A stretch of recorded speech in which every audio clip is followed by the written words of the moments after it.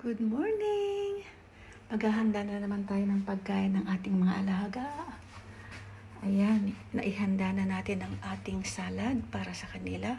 Ilagay natin sila sa ref kasi masisira sila. Yan ang kanilang pickles dito. Tsukemono ang tawag, tsukemono. Ayan, dalawang klase ang kanilang salad. Tapos hahanda natin ang kanilang mga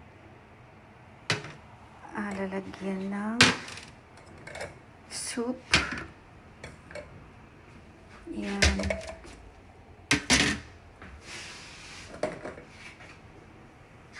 Tapos, ang lalagyan ng kanilang mga tsaa.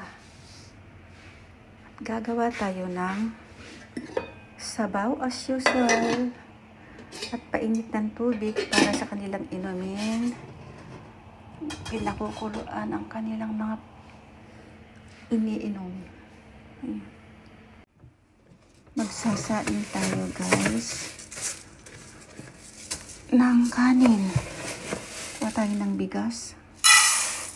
Yan.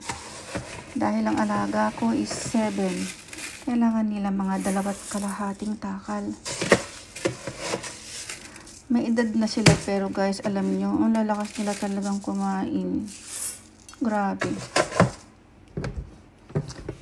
Kaya ang lalakas ng katawan nila, mga ano na sila, 90s, 80s. Pero malakas pa rin silang kumain, guys. Hugasan natin Ito mamaya, ipapainit natin to. May lasa na siya. May mga company na nagdadala ng mga pagkain ng mga matatanda dito. Itong bigas na to, kailangan hindi natin dapat to hinuhugasan Kaya lang, siyempre, Pilipino tayo Lahat hinuhugasan, pati nga tinapay, diba? Sinasawsaw sa kape, hinuhugasan bago kainin. Ito, nilalagyan lang nila ng tubig, saka isasalang. Pero kahit paparo, diba?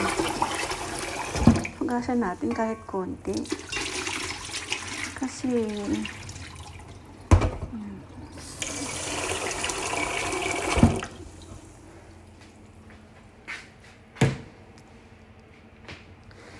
dahil 2.5 takal, kailangan medyo malambot ang kanilang kanin dahil matatanda na sila.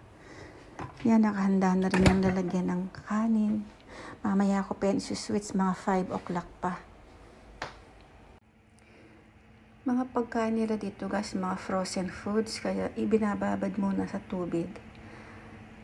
Yan, switch na natin ng konti.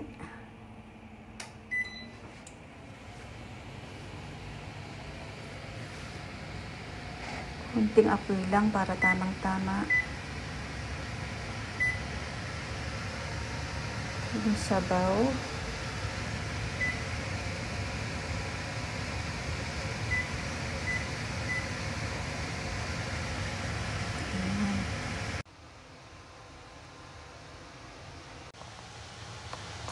Alam nyo guys, wala tayong uniform dito. Kasi free. Wala silang uniform. Doon sa main ko meron. Dito wala. Alam nyo, maginaw na. Pinatay ko na lahat ng aircon.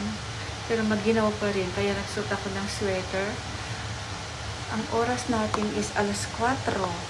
4:00. Ano ba? Tignan natin. Ay, 4:00. 4:15 na.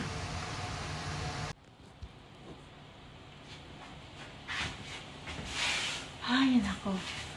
May time pa tayo guys para umupo. Kasi 4:00 pa lang alas 4, mag-alas 4:30 pa lang. Dami pa tayong oras para magbulakbol. Medyo nakaidlip-idlip naman tayo from yung 9:30, 10, 11, 12. Siguro, putol-putol na hanggang 9:30, hanggang 2 o'clock. Putol-putol yan. Natapos na rin natin ng mga report natin. Tapos, nagpatrol ka na rin. Okay naman, tulog pa rin sila. Ganito lang guys. Ganito lang ang buhay ng caregiver. Pag nasa group home, ibig sabihin, ang alaga sa group home, mga 9 or 8 person lang ang aalagaan mo. Yun lang talaga yung rules dito sa Japan. Sa gobyerno, kailangan 8 hanggang 9 lang. Kaya magaan. Unlike sa home for the aged, ay grabe. Kung 120 yon, i-divide nila yon sa 3 caregiver o 4. Na-try ko na rin yan guys. Nasa isang company ako. Kasi mas matagal ako sa ospital. 15 years ako sa ospital. Tapos home for the aged, mga 5 years. Kaya nasubukan ko mag-alaga ng 50 na tao na mag-isa lang ako panggabi. Nung that time pala ako permanent regular employee. Pero this time naging freelancer nga ako. Mas masarap para ang freelancer guys. Kasi sarili mo yung oras, sarili mo yung schedule, kung anong gusto mong ipasok. Saka pwede kang mag-selfish. Ganun pala ang freelancer. Sana kung alam ko lang noon pa. Yun nga lang kasi pag regular employee ka dito sa Japan, mas magandang pakinggan, pero pareho din ang binabayaran. Sana noon pa para mas marami palang ipon pag ganun. Ay, masyado nang mahaba tong ating kwento guys. Have a nice day everyone. Thank you lagi sa panonood ninyo. Salamat. Have a blessed day. Bye.